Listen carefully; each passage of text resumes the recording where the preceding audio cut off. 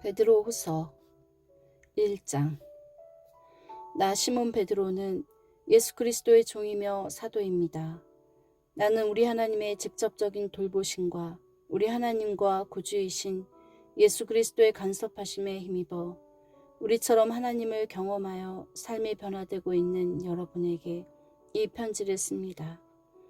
하나님과 우리 주 예수를 더욱 깊이 경험함으로 은혜와 평화가 여러분에게 임하기를 바랍니다. 우리는 하나님을 기쁘시게 드리는 삶에 어울리는 모든 것을 기적적으로 받았습니다. 그것은 우리를 하나님께로 초청해 주신 분을 우리가 직접 친밀하게 알았기 때문입니다. 그분의 초청은 이제껏 우리가 받은 초청 가운데 최고의 초청입니다. 또한 우리는 여러분에게 전해질 멋진 약속도 받았습니다. 그 약속은 여러분이 욕망으로 얼룩진 세상에 등을 돌리고 하나님의 생명에 참여할 수 있는 입장권입니다. 그러니 한순간도 놓치지 말고 여러분이 받은 것을 의지하십시오. 여러분의 믿음의 기초 위에 선한 성품, 영적 이해력, 빈틈없는 절제, 힘찬 인내, 놀라운 경건, 따뜻한 형제, 너그러운 사랑을 더하십시오. 이것들 하나하나는 서로 조화를 이루고 다른 것들을 발전시키니 말입니다. 이러한 자질들이 여러분의 삶 속에서 활발하게 자라나면 여러분은 우리 주 예수를 경험하면서 성숙해가는 일에 기회를 놓치거나 단 하루도 헛되이 흘려보내지 않을 것입니다. 이러한 자질들을 갖추지 못하면 여러분은 자기 바로 앞에 놓인 장애물을 보지 못하고 자신의 죄악된 옛삶이 깨끗해졌음을 잊어버린 사람이 되고 말 것입니다. 그러니 친구 여러분, 하나님께서 여러분을 초청하고 선택하신 것이 옳았음을 입증해 보이십시오. 미루지 말고 지금 당장 그렇게 하십시오.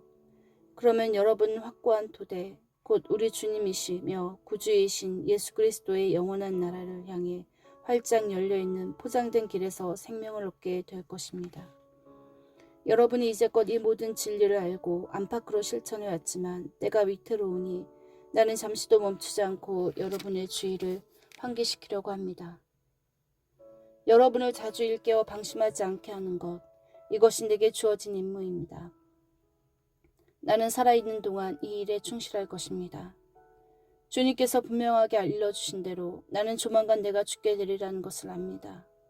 내가 특별히 바라는 것은 여러분이 이 모든 것을 문서화했으면 하는 것입니다. 내가 이 세상을 떠난 뒤에도 여러분이 언제든지 찾아볼 수 있게 말입니다.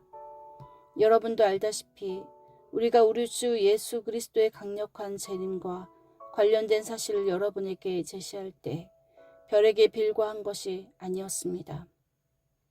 우리는 이미 그 일을 미리 보았습니다. 하나님 아버지께로부터 빛을 받아 찬란하게 빛나는 예수를 우리 두 눈으로 똑똑히 보았습니다. 그때 장엄하고 영광스러운 분께서 이렇게 말씀하셨습니다. 이는 내가 사랑으로 구별한 내 아들, 내 모든 기쁨의 근원이다. 우리는 거룩한 산에서 그분과 함께 있었습니다. 하늘로부터 들려오는 음성을 우리의 두 귀로 똑똑히 들었습니다. 우리는 우리가 보고 들은 것을 확신합니다. 그것은 하나님의 영광, 하나님의 음성이었습니다. 예언의 말씀이 우리에게 확증되었습니다. 여러분도 그 말씀에 주의를 집중해야 합니다. 그것은 여러분의 어두운 시절, 곧 여러분의 마음속에 새벽이 와서 새벽별이 떠오르길 기다리던 시절에 여러분이 만날 한 줄기 빛입니다. 여기서 꼭 명심해야 할 것이 있습니다. 성경의 예언은 사적인 의견을 제시한 것이 아닙니다. 왜 그렇습니까? 예언은 사람의 마음에서 꾸며낸 것이 아니기 때문입니다. 예언은 성령께서 사람들을 격려하여 하나님의 말씀을 전하게 할 때 생겨난 것입니다. 2장. 그러나 전에 백성 가운데 거짓 예언자들이 있었던 것처럼 여러분 가운데에도 거짓 종교 지도자들이 나타날 것입니다. 그들은 은근슬쩍 파괴적인 분열을 일으켜서 여러분을 서로 다투게 하고 생명을 되찾을 기회를 주신 분의 손을 물어뜯게 할 것입니다. 그들은 파멸로 이어진 가파른 비탈길에 서 있습니다. 그러나 그들은 파멸하기 전까지 옳고 그름을 구별하지 못하는 추종자들을 많이 모을 것입니다. 그들 때문에 진리의 길이 욕을 먹습니다. 그들은 자기만 아는 자들입니다. 그들은 무엇이든 그럴싸한 말로 여러분을 이용해 먹을 것입니다. 물론 그들은 무사하지 못하고 불행한 최후를 맞을 것입니다. 그런 일이 계속되도록 하나님께서 두고 보고만 계시지 않기 때문입니다. 하나님께서는 반역한 천사들을 가볍게 넘기지 않으셨습니다. 그들을 지옥에 가두셔서 최후 심판의 날까지 갇혀있게 하셨습니다. 또한 그분은 경건치 못한 옛 세상도 가볍게 넘기지 않으셨습니다. 홍수로 쓸어버리시고 오직 8명만 살려주셨습니다. 혼자서 의를 부리시던 노아가 그중 한 사람이었습니다. 하나님께서 소돔과 고모라 두 도성을 멸망시키기로 작정하시자 남은 것은 잿더미뿐이었습니다. 그것은 경건치 못한 삶에 빠져있는 사람 누구에게나 보내는 끔찍한 경고였습니다. 그러나 성적으로 더럽고 사악한 자들 때문에 몹시 괴로워하던 선한 사람 롯은 구원을 받았습니다. 저 의로운 사람은 날마다 도덕적인 부패에 둘러싸여 끊임없이 괴로움을 겪고 있었던 것입니다. 이처럼 하나님께서는 경건한 사람들을 악한 시련에서 건져내시는 분입니다. 또한 그분은 사악한 자들의 발을 최후 심판의 날까지 불 속에 붙들어 두시는 분입니다. 하나님께서는 특별히 더러운 생활 방식에 빠져서 정욕을 따라 살아가는 거짓 교사들에게 진노하십니다. 그들은 참된 권위를 멸시하고 간섭받기를 싫어합니다. 그들은 거만하고 자기만 아는 자들이어서 피조물 가운데 가장 빛나는 이들마저 서슴없이 헐뜯습니다. 모든 면에서 그들보다 뛰어난 천사들조차 그런 식으로 거만하게 굴거나 하나님 앞에서 다른 이들을 헛들을 생각을 하지 않습니다. 이들은 광야에서 태어난 사나운 짐승이며 먹이를 찾아 어슬렁거리는 약탈자에 불과합니다. 그들은 무식한 독설로 남을 파멸시키지만 바로 그 행위로 자신들도 파멸당하고 결국에는 패배자가 되고 말 것입니다. 그들의 악행이 부메랑이 되어 그들에게 돌아갈 것입니다. 그들은 난잡한 파티를 즐기고 환한 대낮에도 흥청망청 쾌락에 빠진 비루한 자들입니다. 그들은 간음을 일삼고 죄짓기를 밥 먹듯 하며 연약한 영혼을 만날 때마다 유혹합니다. 탐욕이 그들의 전공입니다. 그들은 그 방면의 전문가들입니다. 죽은 영혼들입니다. 그들은 큰 길에서 벗어나 방향을 잃었고 부올의 아들 발람의 길을 따랐습니다.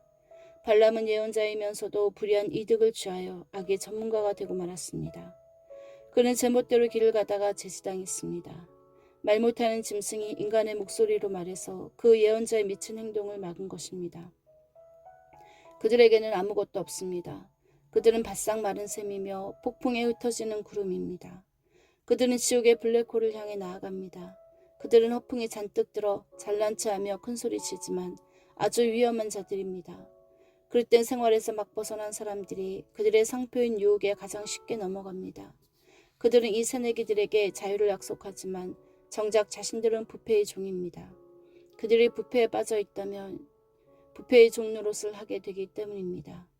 그들이 우리 주님이시며 구주이신 예수 그리스도를 경험함으로써 죄의 구렁에서 벗어났다가 다시 예전 삶으로 되돌아가면 그 사람의 상태는 전보다 더 나빠질 것입니다.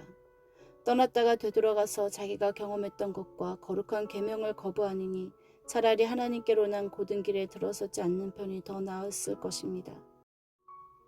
개는 자기가 토해놓은 곳으로 되돌아간다는 속담과 돼지가 말끔히 씻고 나서 다시 진창으로 향한다는 속담을 그들이 증명하고 있습니다. 3장. 사랑하는 친구 여러분, 이 편지는 내가 여러분에게 두 번째로 쓰는 편지입니다. 나는 이 두 편지를 통해 여러분이 마음을 빼앗기지 않도록 여러분을 일깨우고자 합니다. 거룩한 예언자들의 말과 여러분의 사도들이 전해준 우리 주님이신 구주의 계명을 명심하십시오. 무엇보다 이것을 알아두십시오. 마지막 때에 조롱하는 자들이 나타나서 전성기를 누릴 것입니다. 그들은 모든 것을 자기들의 보잘것없는 감정 수준으로 끌어내려 그분께서 다시 오시겠다고 약속했는데 어찌 된 거요?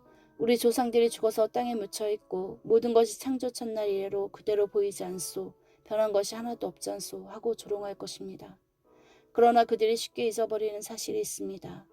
모든 천체와 이 지구가 오래전 하나님의 말씀을 통해 물로 덮인 혼돈에서 생겨났다는 것입니다. 그런 다음 하나님의 말씀이 다시 홍수로 혼돈을 일으켜 세상을 파멸시켰습니다.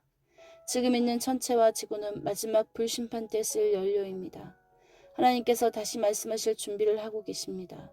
하나님을 모독하는 회의론자들을 심판하고 멸망시키겠다는 신호를 보내고 계신 것입니다. 친구 여러분, 이 분명한 사실을 그냥 지나치지 마십시오.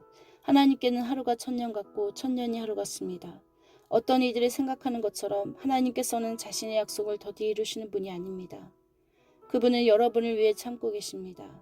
그분께서 종말을 유보하고 계신 것은 한 사람도 잃고 싶지 않으시기 때문입니다.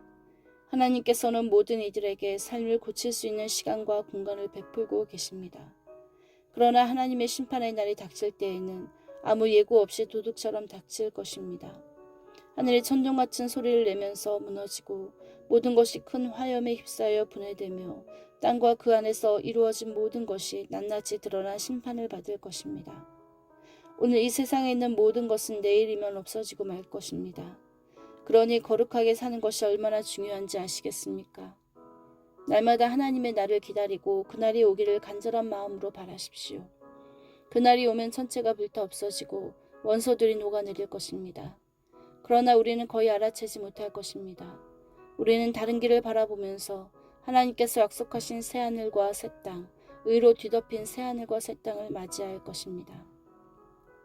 사랑하는 친구 여러분, 여러분이 손꼽아 기다려야 할 것은 이런 것입니다. 그러니 순결하고 평화롭게 살아가는 최상의 모습으로 그분을 뵐 수 있도록 최선을 다하십시오. 우리 주님께서 오래 참고 계신 것은 구원 때문이라고 생각하십시오. 이 문제와 관련해 많은 지혜를 받은 이가 우리의 귀한 형제 바울입니다. 그는 자신의 모든 편지에서 이 문제를 언급하고 있으며 여러분에게도 본질적으로 같은 내용을 써보냈습니다. 바울이 편지에서 다루고 있는 것 가운데 몇 가지는 이해하기 쉽지 않습니다. 자신들이 무슨 말을 하고 있는지 모르면서 무책임하게 떠드는 사람들이 그 편지들을 함부로 왜곡하기도 합니다. 그들은 성경의 다른 구절에 대해서도 그렇게 하다가 스스로를 파멸시키고 있습니다. 그러나 친구 여러분, 여러분은 이미 훈계를 잘 받았습니다. 자기 마음대로 떠드는 불의한 교사들로 인해 발을 헛디뎌 넘어지는 일이 없도록 정신을 바짝 차리십시오. 우리 주님이시며 구주이신 예수 그리스도의 은혜와 그분을 아는 지식 안에서 자라가십시오.